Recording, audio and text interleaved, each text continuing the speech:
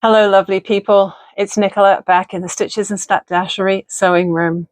I have to say I've missed my sewing room a bit this week. If I have bags under my eyes, please excuse them, but it's been a pretty exhausting week so far.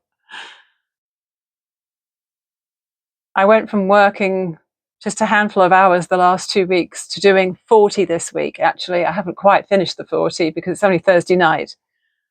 But I've got another 8-hour shift tomorrow from 7 till 3. Oh boy. So let's just backtrack a bit and explain. I'm Nicola and I live in BC, Canada, the interior, which is currently very hot. Thankfully, no fires in our immediate area right now, which is quite unusual for summer. It's August 1st. It's my birthday month. I'm going to be 62 this month and I just cannot believe that. I think the numbers are the wrong way around because I feel 26 inside. So when I started this new job just a few weeks ago, they asked me what I wanted to work and I said around 20 hours a week. And because it's a caring position, it's a caregiver in somebody's home, I knew there could be shifts earlier, later, in the middle of the day, whatever's needed. And the lady who was my first client, she started out with care that was just afternoons only. And then they were going to extend it to afternoons and evenings. And then they decided to extend it to all day from 7 a.m. to 9 p.m. And to ensure that she wasn't having four different people coming in a single day, they asked me if this week I would do 8-hour shifts from 7 to 3, Monday through Friday. And I said, just this once, maybe I could. I shouldn't complain. And I'm not really complaining. I'm just tired. But it's a long day. Now, she's still at the point where she's sleeping quite a lot. So a lot of the time, it might be a couple of hours of her being asleep, and then she gets up for an hour and a half, and then she goes to bed, and then she has a nap, and then she gets up for an hour and a half, and then she goes back to bed, and so on. But it's really unpredictable. Most mornings I've been there for at least a couple of hours before she's woken up. One morning she woke up at 7:15, so that was early. But it's different every day. And so I just have to be ready. So when I get there, I put the kettle on, I put the coffee on, I'm ready to make her tea or coffee when she gets up. I have to have some idea of what food she's going to eat for her breakfast and lunch. And on Monday, I think it was Monday, I cooked some lentil soup for her because she has a lot of food in the house and she has a lot in the freezer because over the last couple of weeks, her daughter and I have actually stocked the freezer with some new food. And I thought, she doesn't have to eat out of the freezer every day. And I'm there for 8 hours and I've got plenty of time to cook. So I made this really tasty lentil soup for her, which she really liked. And a couple of days went by, and then today I decided it was time to do a bit more cooking. So I made her a frittata and a banana blueberry loaf. She has quite a lot of pre-made muffin mixes, Quaker ones or something. I have no idea about these things because I always make my cakes and cookies from scratch. I have never used a mix, so I had no idea how to even use one. But it's okay, the instructions are on the side of the packet. And I added in the extra mashed bananas and blueberries to the oatmeal muffin mix just to make it a bit more exciting, and that came out really well too. So she had a little bit of both of those for both meals while I was there. And then the caregiver who took over from me for the afternoon, evening, she was planning to give her something else. So I felt like I had a fairly productive morning because the last few days I've had quite a bit of knitting and reading time. And there's nothing wrong with that, as long as I'm looking after her when she's awake and making sure she's got food to eat and tea or coffee, and I've done her laundry and changed her bed if it needed it and all that sort of thing. The work's getting done, and obviously there is quite a bit of downtime. So really, I'm probably only actively working for half the shift sometimes, which is why I should be grateful. Because I managed to start a new knitting project this week, and I managed to read an entire Val McDermid book. And can I remember what it's called? Something something. It's terrible. I just read the whole book. And I'm going to have to put the details in the description under the video because I can't remember what it was. But it was, yeah, Val McDermid is a great crime writer, and she has a number of different series of books. And this was a Carol Jordan one. Carol Jordan and Tony somebody.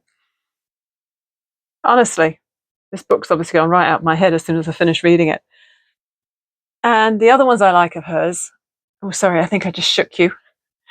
You're sitting on a fabric box on my sewing table so that I can sit here and lean tiredly on the table.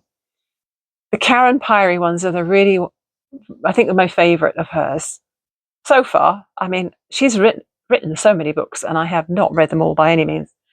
But they make the Karen Pyrie one into a Netflix series, which was excellent. So if you haven't heard of Val McDermid, go and look her up at your local library or your local bookshop. If you're into buying books, I'm into borrowing books. And the brilliant thing about having it on in my ebook, which is that Libby app that the library does. I think Libby covers a lot of different libraries. It's not just my library. If you have the ebook there, you can just have it all on your phone and just whip it out when you want to read a few pages. Anyway, we're not talking about crafty stuff, are we? Let's talk about crafty stuff. Let's talk about crafty stuff while I choke on my berry tea. Excuse me. All right, let's just get the granny square talk out the way. So I talked to you last time about what I was going to make with the granny squares, and I was messing around with my dress form to try and decide what to do. So you already know that I had crocheted all of these skeins up in the red heart all-in-one granny square, but you didn't see these yet because I hadn't got these finished. I've got loose bits of yarn hanging around here because they were all stuffed in one bag. You'll have to take my word for it, or all the ends are woven in. So I finished the 4th skein. And so now I have 60 squares all done and ready to make into things. I am well sick of granny squares. I didn't think I'd ever say that, but I'm granny squared out for now. So at some point in the very near future, I will be putting those together into various items using my solid Red Heart Super Saver Soft White. And I'll show you what they are sometime. So the cute little project that I just started this week, I must say I was very organized. I knew that there was going to be a lot of downtime in an 8-hour shift because I knew she wasn't going to be up for the whole 8 hours. And so I made sure to take a nice project bag with me. This is one of my really old ones. I don't know how long ago I made this, but I've had this fabric for donkey's years. I pulled out my Sirdar Jewelspun. Now I bought these 2 balls of the Sirdar Jewelspun. It's the 100% acrylic one, not the one with wool. It's an Aran weight. Let's check the stats, shall we? The colour is Golden Feldspar, and the lot nope, shade number is 0707. And the lot number is 07. That's a lot of sevens. And it recommends a 5mm needle. It's 500 meters or 546 yards and 200 grams in one ball. Because it's not a North American yarn, it's a British yarn, it only says it in grams. That's about 8 ounces-ish. So big balls. I have big balls and I cannot lie. Sorry, was that a little rude? I bet Jerry's going to laugh at that one. Okay, so this is the one I haven't touched.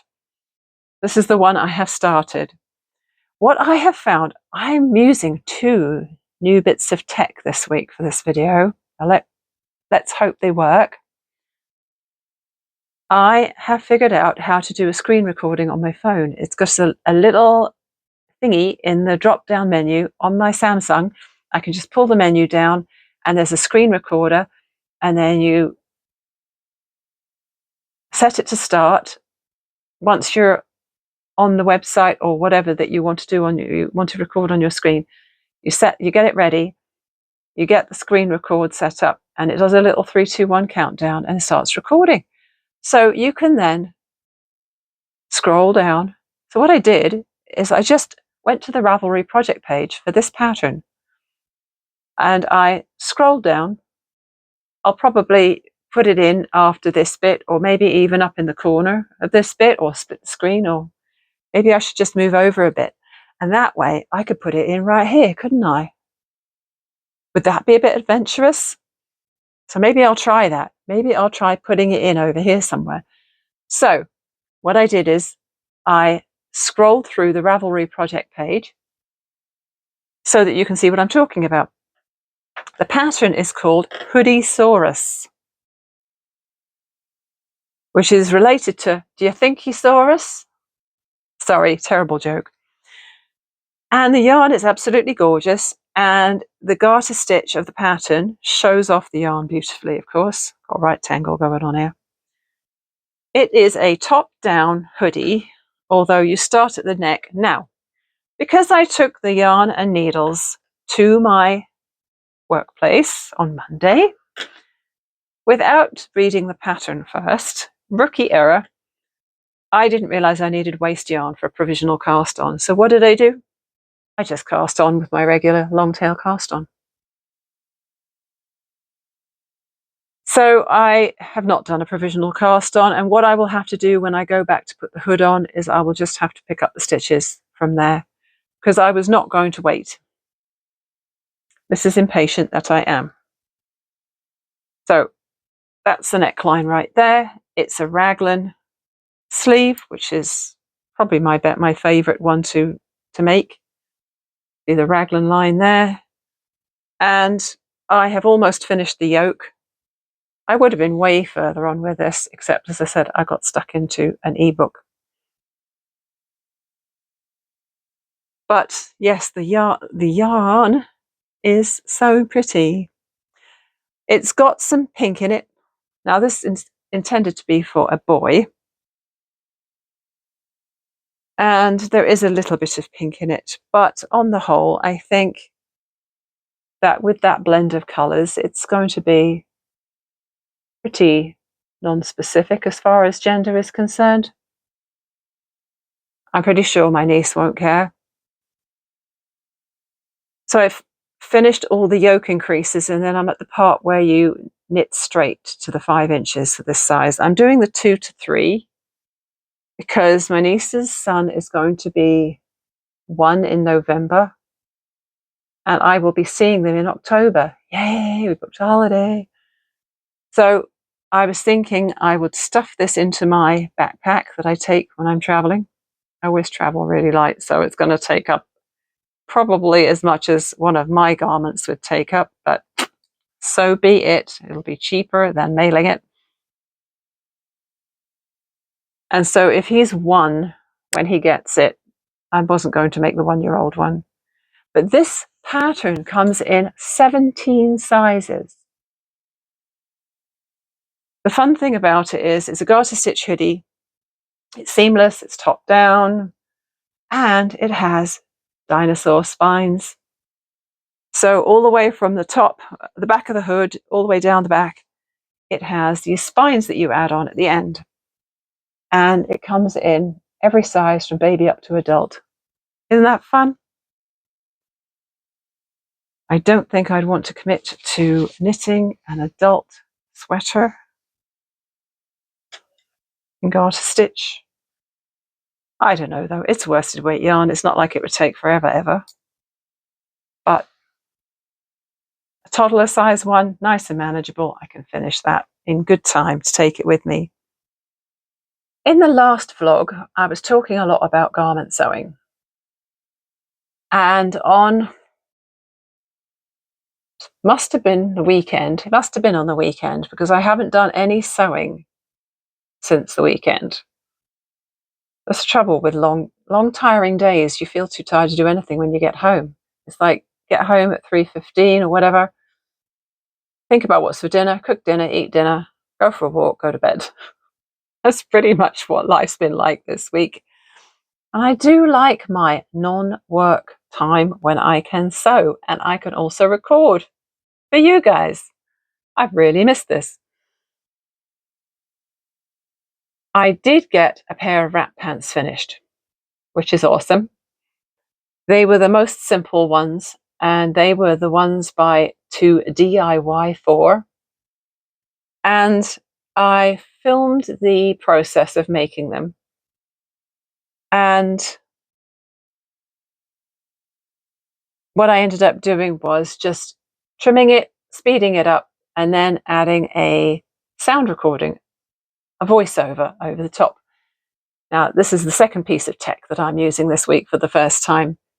For some reason, Clipchamp, which is the software I'm using on my Windows laptop to edit my videos, it does not have a voiceover option. You can record audio, but you cannot, as far as I know, and I did the research and I even checked with my resident IT guys, as far as I know, you cannot watch what you have recorded visually and record a voiceover at the same time to add to that.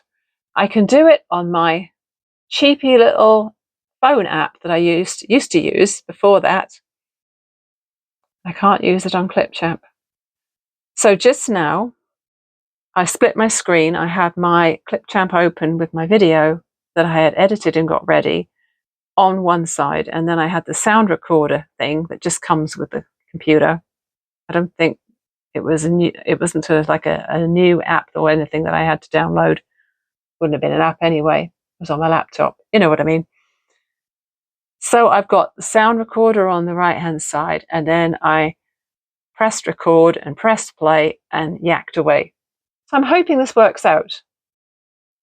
I have managed to figure out saving the file and adding it to Clipchamp, and I think I can just basically put it in on a second line. I don't know what you call that. What do you call that? When you've got different thingies, like you've got your video on this line and you've got your text and your music, and it puts it all on different lines. Someone out there knows the name for it, but my tired brain is not managing to think it up right now. So the wrap pants are done, and I just did a twirl for the camera upstairs earlier. I got my husband to hold my phone and get a bit of film. I'm wearing this t-shirt in the video, and it's a baggy one, and really I think I do have a couple of close-fitting t-shirts in black. Sorry, hit the microphone. That would look a lot better. Plus, I think it wouldn't hurt to lose a few more pounds. I'm feeling very frumpy and blobby right now. But I'm happy with the pants. They're the right length. They're comfortable. At the sides, they don't like gape open. I guess if I went out in a high wind, they might gape open a bit, but not so high up that I'd be self-conscious about it, I don't think. But all of the things that I talked about in my last vlog, like the wrap skirt. There was a wrap skirt out of Weekend Sewing. Haven't touched that fabric yet. And the other wrap pants idea with the black embroidered fabric, haven't touched that. And I feel like it's probably not the best thing to tackle one of those when I'm already feeling a little brain dead. So right now, I'm thinking of making just something really simple. I have a whole bag of this fabric I got from,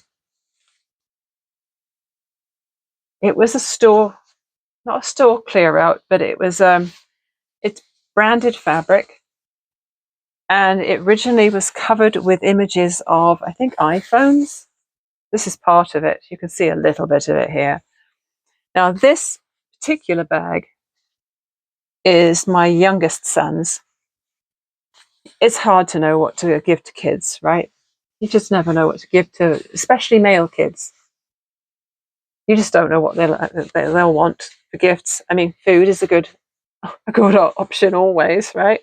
Consumables and lounge pants and matching tops. You know, Costco does them every year, where you get this sort of nice soft top with a pair of matching lounge pants all wrapped up together, and you just like, yep, they can have another set of that this Christmas.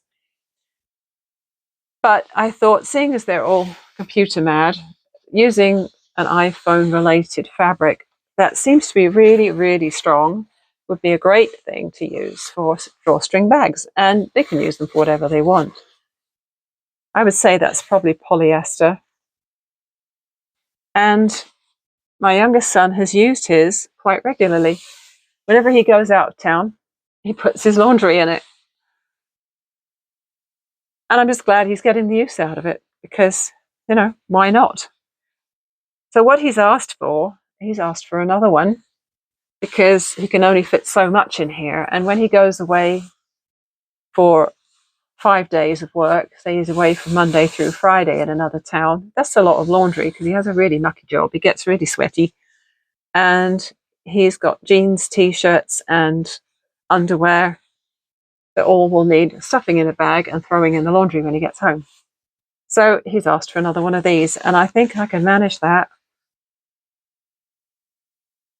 Just to give me a little bit of sewing satisfaction tonight before I go to bed, I decided that the daily walk was going to get shelved today. And I know the daily walk is an important part of self-care, but then so is sewing, in my opinion. So that's what I'm going to do. It looks like, I can't even tell what seam I did on this. This is weird. I think it was very prone to fraying. It looks like what I did, that is really weird.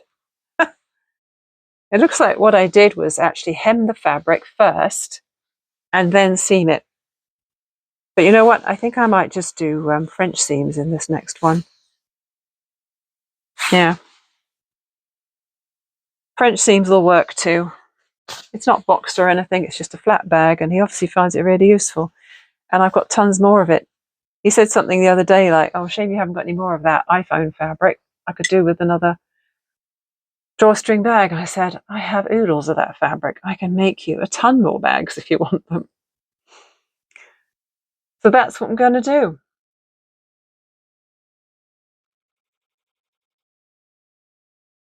Here am I, getting the fabric ready to cut for the ToDIYfor Ultimate Wrap. It's a garment that you're supposed to be able to wear as a pair of pants, skirt, dress, romper, depending on how you wrap it. My plan is maybe a skirt or pants.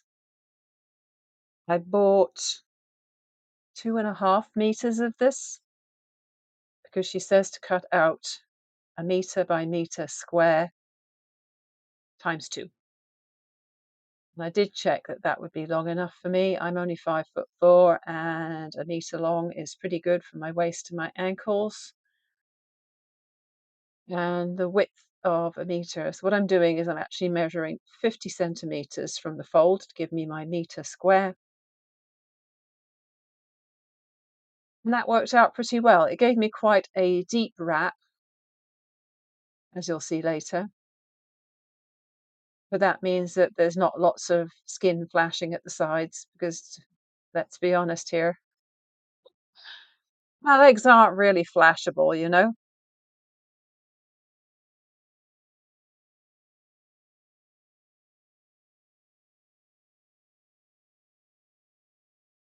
Just used a good old-fashioned tape measure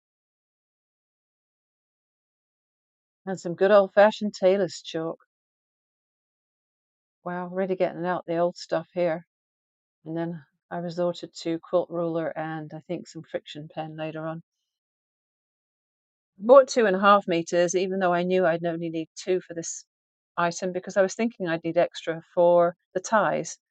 But actually what happened is I cut the ties out of that side strip there because there's enough left on the sides. I guess if you were larger and wanted more coverage on the width, you might not have as much fabric there. Or if you're slimmer than I am, you would have more. But I cut my ties out of the lengthwise grain of the fabric and it was plenty stretchy enough. I didn't test before I cut, but I think it was a 4-way stretch and that was fine. So I drew the lines rather than using my rotary cutter. I could have used my rotary cutter, I suppose. No, used my scissors. She has the measurements in the description under her video. I think I may have tweaked them a bit. I'll have to check my notes.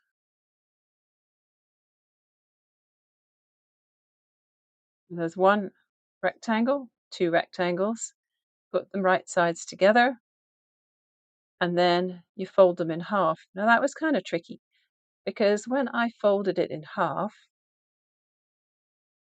I realized that the inside fabric layer didn't really want to sit flat.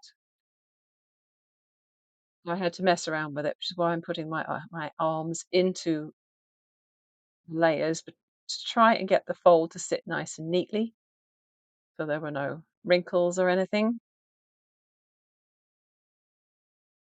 Now what I'm doing is I'm measuring for the crotch curve. Now I didn't know exactly what I would need for the crotch curve, so I went with her measurements, which I think I did all this in centimeters, so I think I did 30 centimeters down by 4 from the fold.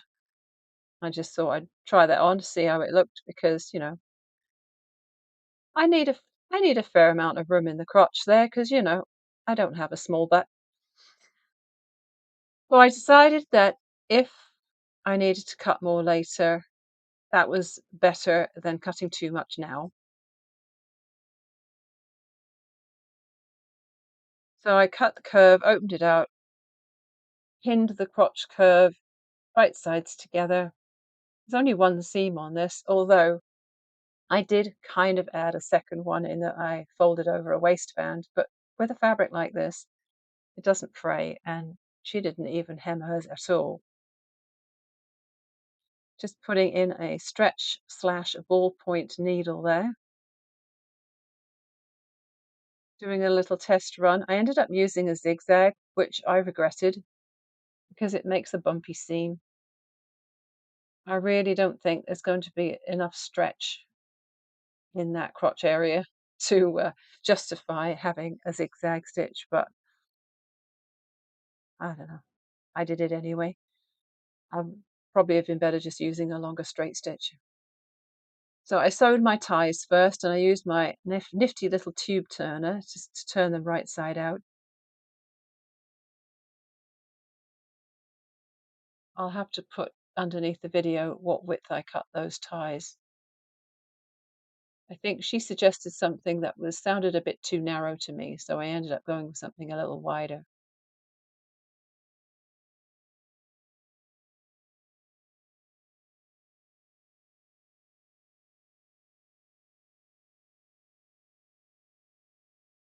What I like about choosing to do a sort of waistband turn on it, it meant I could incorporate the ties a little bit more. neatly or sturdily. Okay, now I'm sewing the crotch curve. I didn't do any hemming down the side or on the bottom. Really doesn't need it. Heated up the iron just so that I could press the ties a little flat. I really don't need to do that because you cannot tell in the finished garment whether you've ironed them or not. Now I'm turning over the waist by about an inch maybe. And then where the fabric is folded on each edge, I'm just putting the raw edge of the tie in between the two layers of fabric, pinning it in place. I have to confess the sewing where I did the ties was not the neatest, but really, nobody's going to look that closely at it.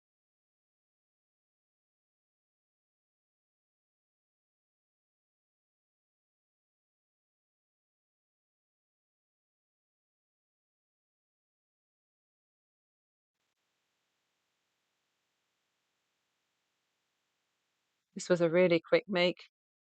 If you wanted a garment or something super quick for a special occasion, you could make this in an hour. Easy peasy. The ties are all sewn on, and I decided to try it on. Okay, so you put the one side right in front of you and you tie it behind your back, and then you push it through all that fabric between your legs, and then you tie it at the front. That's it. But that crotch curve was definitely too snug. So here's me having a bit of fun, trying to figure out how on earth she managed to get all these different garments out of this one item. And could I work it out? Nah. There are some videos out there that give you like 11 choices, and I'll see if I can find that again and see if I can work that out. But yeah, I think I'll just either stick with the wrap pants or maybe a skirt. I got myself in a right tangle there, and I was wondering whether if you had a piece of plain fabric that was the same on both sides, it would be easier, because mine is very clearly printed and has a very definite wrong side to it. Okay, this is either later or the next day because I seem to have changed my clothes. And what I did, because the crotch curve was definitely a little too snug around the boob, not the boob, the bum, I pinned it flat again, and then I drew a line or drew some marks 2 centimeters from the sewing line that I had from before, and then I sewed around that. So I haven't really figured out exactly what size crotch curve I ended up with, but I really need to write that down so that I can do it again. I think I did a 4 centimeter cut, and then I did a 1.5 centimeter seam, and then I did another seam 2 centimeters away from that. So maybe a 6 centimeter cut next time would work, and also a 32 centimeter depth. And then I just pinked off the previous seam,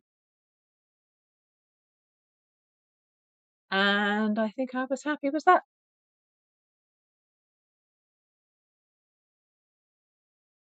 All done. It is a little while later, and the bag is done for my son. So that original one, I don't know what size fabric I cut out for it, but I measured it and I thought I had allowed extra to make the second one quite a bit bigger, but it's turned out about the same, and I think it's probably because of my French seams or something. So I don't know if I was clear, but this fabric came from a store which I will not name because I'm not sure if I'm supposed to have this. It came from a store which sells iPhones and iPads and other Apple products, and they had these big banners all around. And then one of my kids was working for a company where they switched them out. And of course, knowing that I love fabric, he brought home the fabric. And I've had this in the stash for quite some time now. So this was one I made before. And oh, I just love the colours in this one. I'll show you the back first. So look at that colour. It is a gorgeous orange. I hope it's coming out all right. I've got the, I think I've got my ring light on maximum brightness. So if I'm squinting and a bit shiny, you'll know why. But look at the front of it. Isn't that pretty? We've got mostly orange in this, a little bit of aqua, some black, a little bit of pink, a bit of yellow. And I used my neon paracord from the dollar store for the drawstring.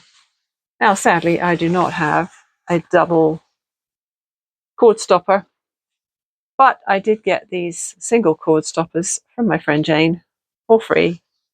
Either that or I bought them from her, but I think she gave them to me. So also I made buttonholes. Told you the brain was tired, didn't I? On this one, I did a regular drawstring and I used 2 lengths of cord, and you pull and it cinches. Usual way I do it. But then I did the French seams on the side of this because it's a really strongly fraying fabric. Very, very strong tendency to fray. So I did French seams on there. And then I realized I hadn't left any allowance for a hole for the drawstrings on the sides. And I was like, yeah, typical. So I decided to put these buttonholes on the front, and I put a little bit of interfacing behind. I could probably trim away this bit of interfacing, actually, because most of it's hidden inside the hem here. But I think I'll trim away that bit that's sticking out. But the colour of the paracord, that orange, goes great with the fabric. So this is a little bit bigger than the other bag, and he'll be able to use them both. Maybe one can be for t-shirts and the other one can be for underwear or something. So I'm happy that I have at least sewn something this week. I also have a little bit of a custom order from a friend who is probably watching this, so thank you very much, because you know who you are. And even though I said I would be happy to give her the friends and family discount, she still paid me the full amount for a bucket hat. So I have not got to that yet, but it is definitely on the to-do list for Saturday. So hopefully it'll be ready for Sunday. Because she lives close by, when I'm at the market, she can come and get her hat from me. She even paid me up front. What faith.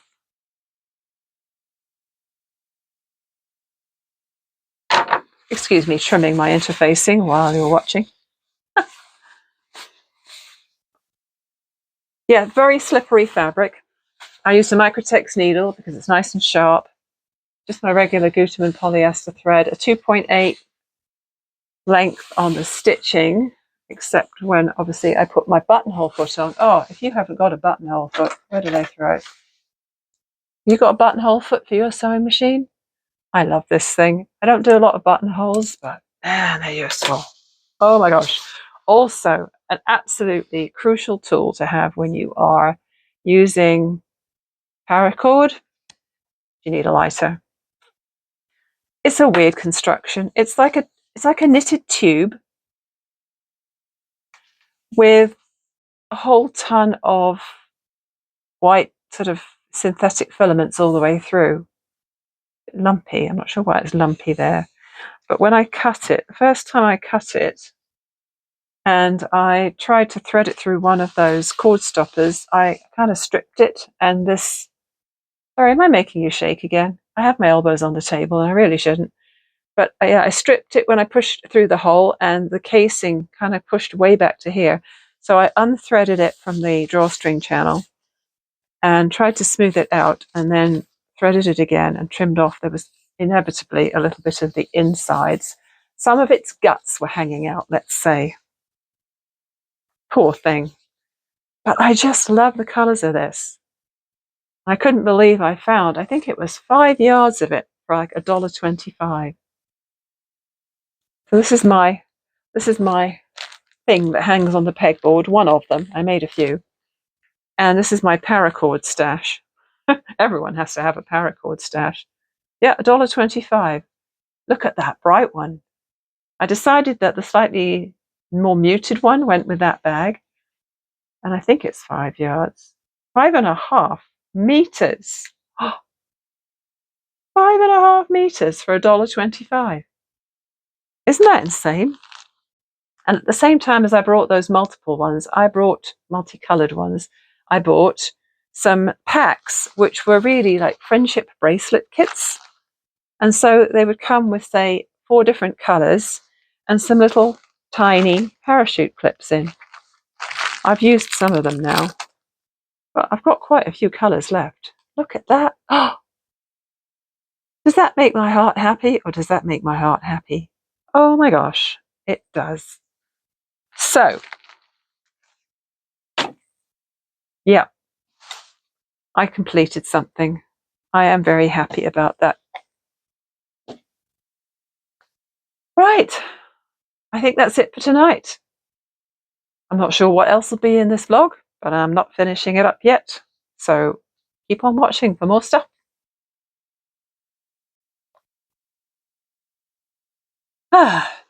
It's Saturday afternoon, a blissful day off. Weekends are so much more precious when you're working in the week, aren't they? It was lovely to wake up without the alarm this morning. I had a lie in till about 7 o'clock. Normally that would be my getting up early time, and I would lie in a lot later than that. But it was nice to have a day to do what I wanted. I'm not saying it was all fun and games, because I did housework for 3 hours. But when the housework's been completely ignored for the whole week, and the bathrooms in the kitchen are looking gross, so gross that you just can't stand it anymore, then doing 3 hours of cleaning on a Saturday morning feels amazing, and the results are really worth it. The friend who came by the market last Sunday, who paid me to make a special hat for her, in that she didn't like any of the lining options I had on the market stall, I made that hat this afternoon. So it got finished. I sent her a photograph of 5 options for the lining. I've said before, I don't have many large chunks of fabric, and you need quite a lot for these bucket hats because the brim is such a weird curvy shape, and then the body of the hat is a weird curvy shape, and then you've got the top part. So they do take quite a bit of fabric compared to what they are. So I sent her this photograph and I said, I think that the batik, the blue and grey batik, is probably what you're going to choose. And she said, yes, it is. So I knew to do that. But by the time she got back to me, I'd already got stuck into something else. So I did the hat today instead of last night. But it is done and ready to give to her tomorrow. And here she is. This denim was a tad stretchy, but it behaved itself. I did put a little bit of the hem on the side, just because I like it looking a bit less plain. I could definitely make more blingy ones, but I don't think she's into totally blingy ones. I did use a bit of the side of the leg, so the top has the seam, the side seam in it. But the rest of it is quite neutral, and that's what the lining looks like. It's a batik, and all my batiks are in a special drawer, and they've all been pre-washed, so I knew that was already pre-shrunk. Actually, the reason I washed all my batiks ahead of time was that I had a bad experience with bleeding colours years ago, and I did not want that to happen again to anything I made. And that's why I've always washed my batiks when I brought them into the house. Press them, put them lovingly in a drawer. And then try not to use them up too fast, because I love them so much, and sometimes it's just nice to go through the drawer, admire them. My precious batik stash. I just used a grey thread. It's light enough that you can see it on the brim. I can see it on the brim. I don't know if you can. And it just blends nicely with the grey in the lining. And I'm pleased with how that worked out. So I'll take that to the market with me tomorrow so she can come and get it from me. Never know how to store those hats. In my farmer's market bags over there, I basically just nested all the hats together so that hopefully they won't get crushed. That's all of the makes I'm going to show you this vlog, because I know it's getting long. But the next thing I have, and this is what I was starting to plan last night when I was waiting for my friend to get back to me with her choice, this embroidered black fabric. It's maybe about 3 meters, maybe 3 yards, close to 3 yards, maybe not a full 3 meters. And I was going to do some wrap pants with it, but I made those knit wrap pants with that lovely black and pink fabric. And I probably don't need 2 garments that are exactly the same. So I played around with some ideas. I did wonder if I could get a dress out of it, and I do own this pattern. It's Burda 6663, and I thought if I made the longer length one, because I am not an above the knee kind of skirt dress wearer. I thought if I make that, that would be fun and easy. There's literally 2 pattern pieces and maybe 4 seams in that. It looks so easy. It says super easy. And I laid the pattern pieces out a couple of different ways on the fabric, and it was just too short. And I could probably have cut the straps off of the paper pattern and then just cut them out of a little bit different part of the fabric.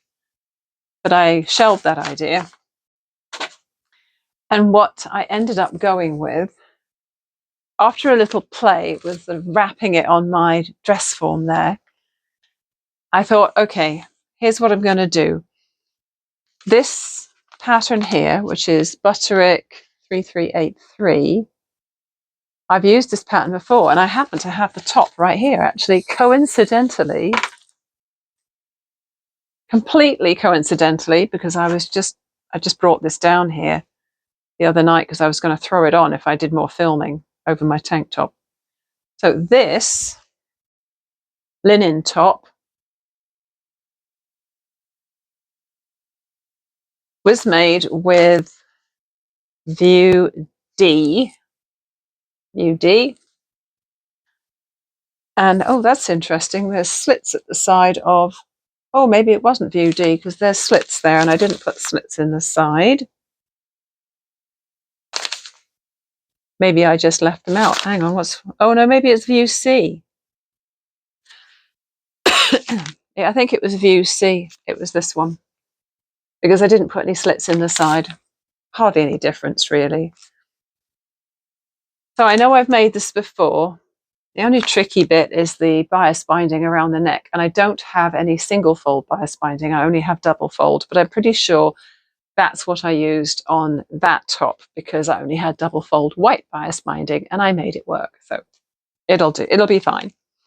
So this tank, View A, is what I intend to use with that embroidery fabric. And what I'm going to do, it's going to be quite roomy because it is made for wovens and it's a pull over your head thing and it's not stretchy. So there's going to be quite a bit of positive ease there, like with that white top. but I'm going to make the tank, and it only uses about 70 centimeters of the fabric. So that leaves me probably over 2 meters to figure out how to make a matching skirt to go with it. And I'm thinking I'll probably do something really, really simple. It might even just be a rectangle and I tie it like a sarong, or I might make a wrap skirt with like a really simple waistband and long ties. And I know I have that other fabric that I was going to make that other wrap skirt from, but that's the weekend sewing book skirt, and that takes a huge amount of fabric, which obviously I don't have with the embroidered one. So I will make it work somehow. Once I've made the tank top, I'll see how much fabric I've got left. I'll maybe put it on the dress form there, and then I will play with skirt ideas with what I have left. So that's for the next vlog. You'll see that soon. So I'm really glad my 40-hour week is done. And they obviously took to heart my comment that I wasn't planning on doing this ongoing, and I was not willing to do that many hours every week. I said I'd be willing to do 7 till 1 every day, which would be 30 hours for the week. I'd have been okay with that. But they've actually scheduled me slightly less than that. So I'm working every morning this week. So I will have afternoons to keep the family fed, keep up with the housework, keep up with the sewing and the vlogging and the knitting and the crochet, all that fun stuff. So I'm much happier about that, because I know if I kept up with too many hours, I would burn out so damn fast and I'd be ready to quit in no time. Well, I think that's it for now. We're all up to date, and I will try not to leave it for a whole nother week before I manage to publish a vlog. As I say, working fewer hours this week should definitely help with that. Don't forget to like, comment, subscribe, and all that usual thing. And remember, I do have a Ko-fi if you feel like buying me a coffee. Links are under the video. Thanks very much for watching. Bye for now.